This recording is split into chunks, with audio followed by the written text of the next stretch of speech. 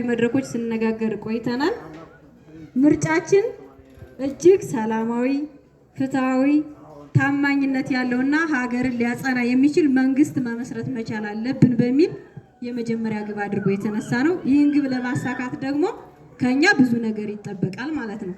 ይህ የምርጫ ትውውቅ ወይም የቡና ጠጡ ፕሮግራም ሰው የሚገናኘው አንድም በቡና ከፍ ሲል በጠላ ከፍ እያለ ሲሄድ ደግሞ በኮርኪ ነው አይደለም?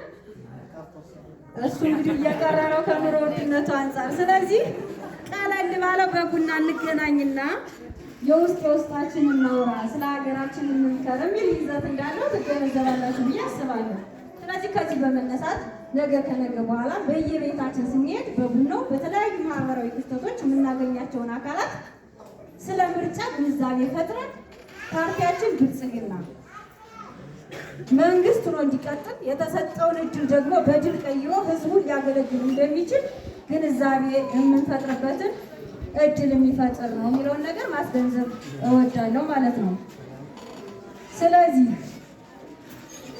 ብልጽግና በአሸናፊ ወይም በድምፅ አሸናፊ ሆኖ እንዲቀጥል ማድረግ፣ እሱን የምናደርገው ደግሞ እኔ ብቻ ስለመረጥ አንቺ ብቻ ስለመረጥሽ አይደለም። ከጎናችን ያሉ 3-4 አባል ያልሆኑ ሰዎችን ደጋፊ በማፍራት እነሱን ከአሁኑ ጀምሮ የወሰድነውን ትምህርት ብልጽግናን መምረጥ መቻል እንዳለባቸው ግንዛቤ ፈጥረን ነገ ወደ ምርጫው ስንመጣ ግንቦት 24 የሆነ ክስተት ኑሮ እንኳን እንዳይቀሩ ገብተን አምጠን እንዲመርጡ ስናደርግ ከፍተኛ የሆነ ድምፅ ይኖረናል ማለት ነው። አንድ ሰው ሊያጨበጭብ አይሰማም ቃሉ እንደሚባለው ብቻችን ሳይሆን ሌሎች አደረጃጀቶችን ተጠቅመን ሌሎች ሰዎችንም ይዘን መጠን ማስመረጥ መቻል አለብን የሚለውን መልእክት ያዘለ መሆኑን እንድትገነዘቡ ነው።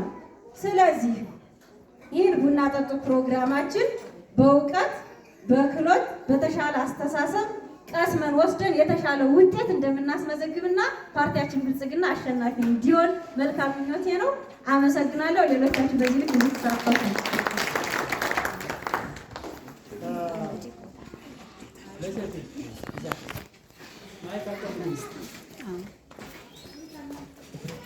Ay,